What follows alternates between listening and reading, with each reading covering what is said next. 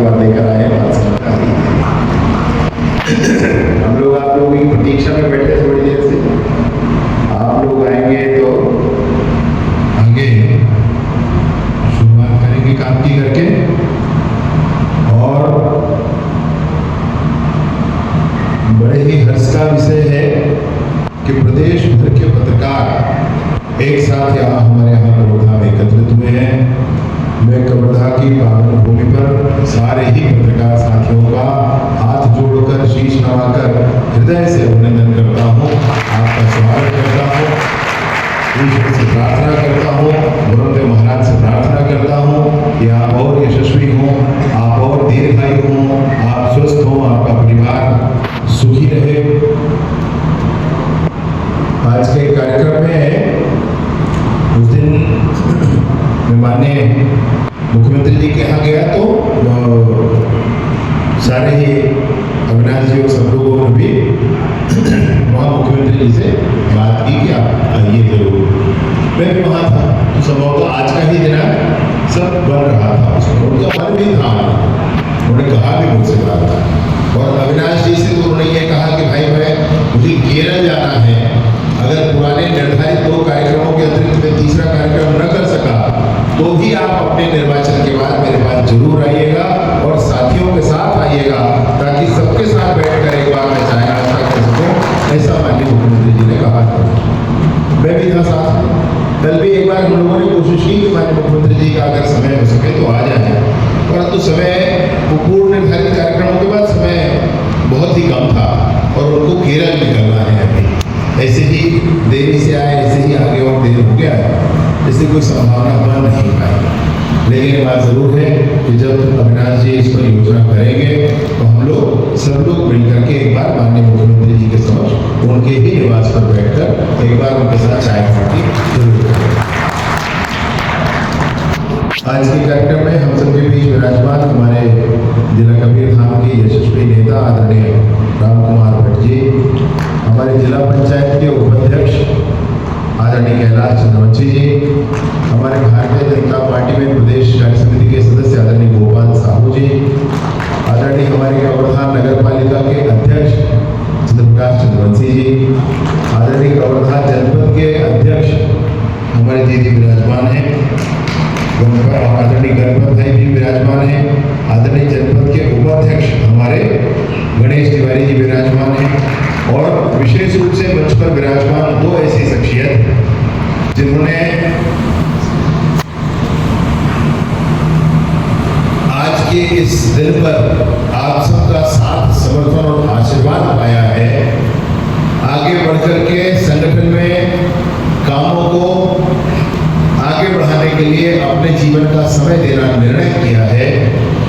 ऐसे ही दोनों साथी आज मंच पर विराजमान हैं। एक हमारे संगठन के यशस्वी अध्यक्ष अविनाश ठाकुर जी मंच पर विराजमान हैं। मैं निवेदन करता हूं मंचासी साथियों से भी और सामने बैठे सभी पत्रकार साथियों से भी जोरदार तालियों के साथ अविनाश जी का स्वागत करें, अभिनंदन करें।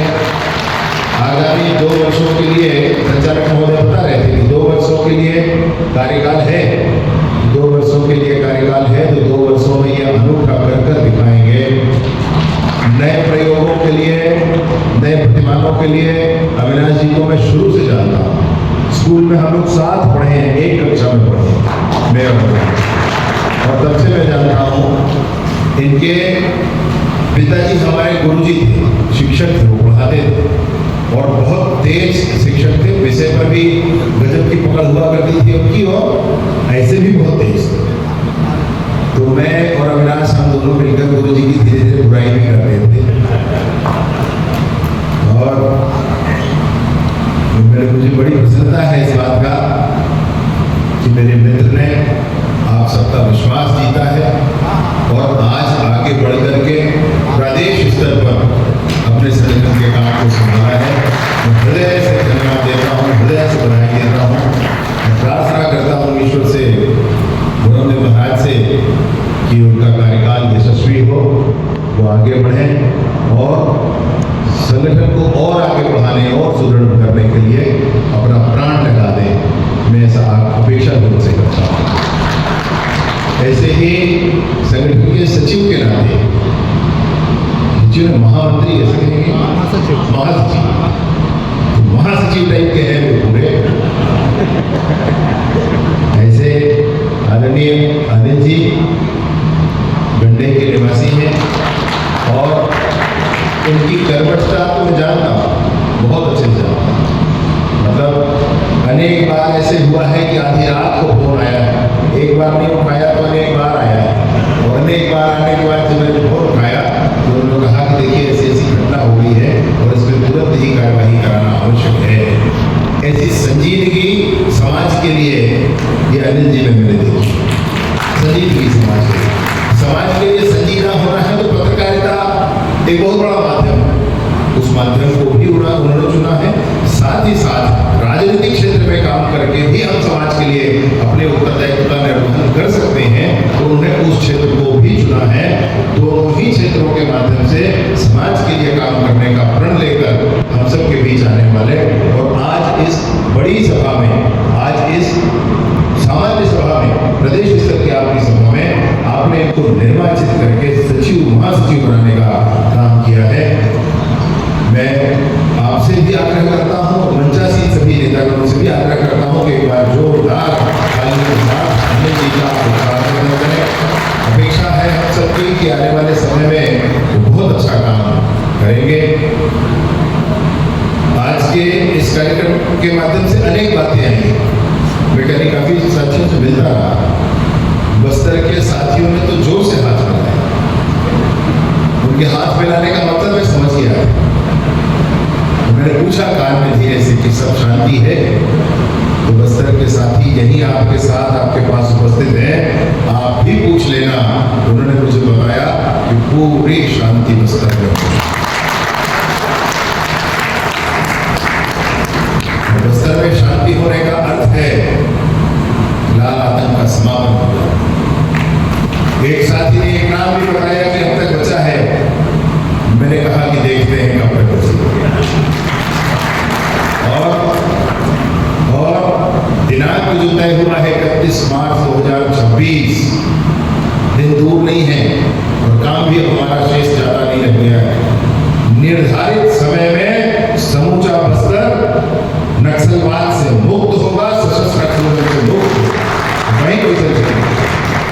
मैं आपसे यह भी बताना चाहता हूं कि नक्सलवाद से मुक्ति के इस महासंग्राम में आर्म फोर्सेस ने तो गजब किया है, अधिकारियों ने भी गजब किया है, नेताओं ने भी किया है, बहुत बहुत काम किया है।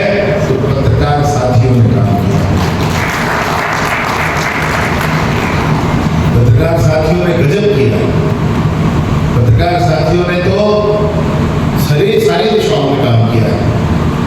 सबकी एक दिशा होती है, पुलिस की एक दिशा है, सरकार की एक दिशा है, मल्टी डायमेंशनल काम करने वाला अगर कोई है तो वो पत्रकार साथी।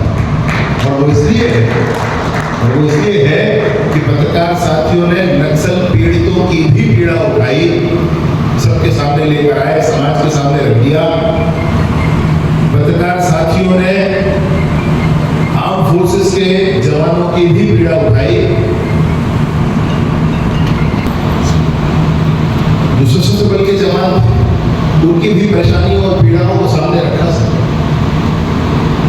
पत्रकार साथियों ने नक्सलियों की भी बातों को सामने रखा, ऑपरेशंस पर भी निगरानी रखी,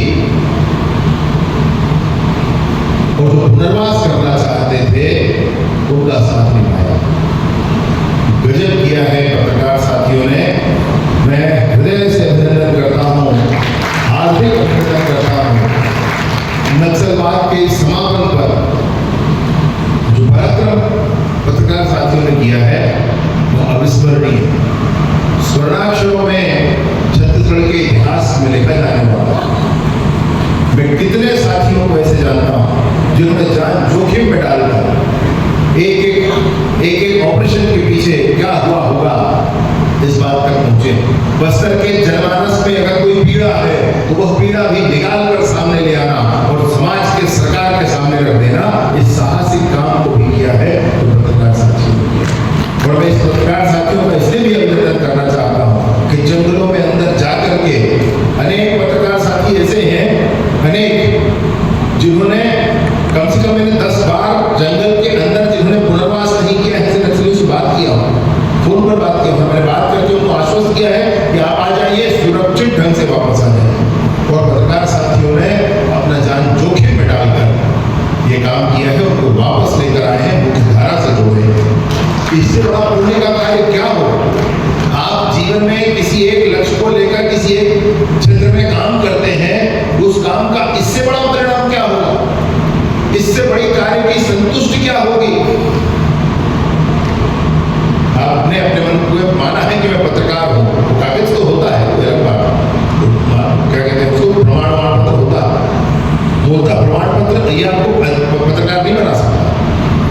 प्रमाण पत्र नहीं, प्राण लगाकर काम करना ही आपको पत्रकार बना सकता है।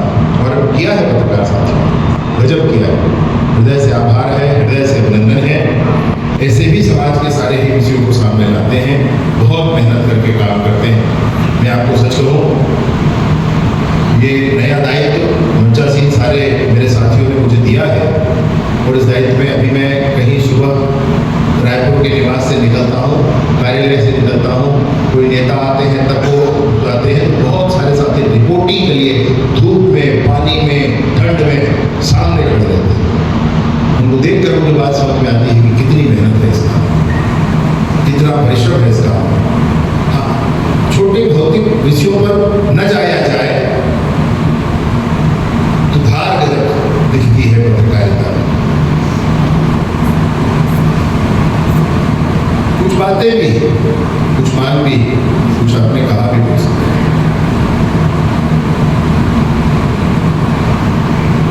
लगातार पत्रकार साथियों से मेल मुलाकात होती है, बातचीत होती है। माननीय मुख्यमंत्री जी भी बहुत स्पष्टता के साथ सबसे बातचीत चर्चा करते हैं। कोई एक्ट जो पत्रकार सुरक्षा कानून वाला जो एक्ट है, इस पर चर्चाएं ही है, अब तक इस पर चर्चाएं है। तो इस पर क्या स्वरूप होगा, कैसे हो सकता होगा, इसके लिए आपके रायपुर की एक टीम भी है जो माननीय मुख्यमंत्री जी और उनके विभागों के साथ चर्चा कर रही है। मैं सोचता हूँ कि उस दिशा में, उस ऊंचाई पर जब काम है, चर्चा है, तो कुछ विषय निकल कर सामने है। एक अपेक्षा भी मैं सोचता हूँ समाज का अनुभव, और इसलिए मैं एक अपेक्षा भी है समाज का, वो आपके सामने रखना चाहता हूँ, हर जगह रखता हूँ, हर जगह रखता हूँ। और वो यह है कि क्या नकारात्मकता ही समाचार है? एक बार हमको समझने की आवश्यकता है। क्या सिर्फ नकारात्मकता ही समाचार है क्या? ये सकारात्मक कुछ है वो भी समाचार हो सकता है। टीआरपी निमित्ता लोग नहीं दिखते, लोग वही देखते हैं जो आप दिखाएंगे। आपको एक उदाहरण बताता हूं। इससे पहले कोई हकला हकला कर बोलने वाला हीरो हुआ करता था, और लड़कियों को परेशान करना, इस तरीके की चीजें उस स्क्रीन पर दिखाई जाती थी, और वो फिल्में चला करती थी। लोगों को लगता था कि ऐसी नदी बनाओगे तब तो फिल्म चलेगी, मसाला होना चाहिए फिल्म में तब चलता है, ऐसा ऐसा बोलते थे। दुनिया में सबसे ज्यादा चलने वाली फिल्म कौन सी हो गई? धुरंधर हुई है भाई, आपको ध्यान होगा। धुरंधर 1, धुरंधर 2 हुआ है। आप क्या दिखाओगे, किस प्राण से दिखाओगे उस बात को, उसे वहां पर जाता है। और इसलिए मेरा विनम्रतापूर्वक निवेदन है आपसे, व्यक्तिगत तौर पर कम से कम अगर आप सकारात्मक नकारात्मकता को ही समाचार न माने, तो सकारात्मकता को भी कुछ अंश अपने समाचारों में जरूर, व्यक्तिगत तौर पर धीरे धीरे परिपाटी बन जाएगी। इसके लिए कोई नियम बनाना संभव नहीं है, कोई सरकार नियम को बना नहीं सकती। इसके लिए पत्रकार साथी आपस में मन बना करके आगे बढ़ेंगे तो शायद कुछ बात सामने बढ़े। सकारात्मकता कितना अंश आप देंगे, कितना प्रतिशत देंगे, ये आपका विवेक है, मैं उसको कुछ कह नहीं सकता। लेकिन मैं आपसे इतना निवेदन तो कर सकता हूं कि मेरे समाज में सिर्फ नकारात्मकता नहीं है, मेरे समाज में सकारात्मकता भी है। और सकारात्मकता को जन्म देता है। मैं आपको उदाहरण कहूँ, आजकल प्रथा चल पड़ी है कि टीवी के स्क्रीन पर सीसीटीवी का फुटेज निकालकर बार बार दिखाया जाता है। अभी कुछ दिनों पहले मैं बैठा था मंत्रालय में ही, सामने टीवी चल रहा था, म्यूट कर दिया था, लेकिन बार बार उस पर दिखाता था कि एक बच्चा दौड़ते गया है और एक गाड़ी आकर उस पर चढ़ गई। उस समय कर भी दे रहे हो, मैं तो एहसास कर लिया ना, सभी एहसास कर लेते हैं कि भाई ये टूट गया बच्चा। अब इस चीज को एक बार दिखा दिया ठीक है, इसको बार बार दिखाना कैसे? मैं इस सदन के सामने अपनी बात रख रहा हूँ, मुझे माफ करिएगा, लेकिन मैं सोचता हूँ कि चिंतन का विषय होना चाहिए। अगर हम बात इस पर आगे चर्चा शुरू करेंगे तो कहीं आकर के कुछ वर्षों में कोई परिणाम निकल जरूर आएगा हमारे बीच में। लेकिन इस तरह की चीजों को कितना दिखाना, एक चीज है। दूसरा, सिर्फ नकारात्मकता। अरे सकारात्मकता में मैं हर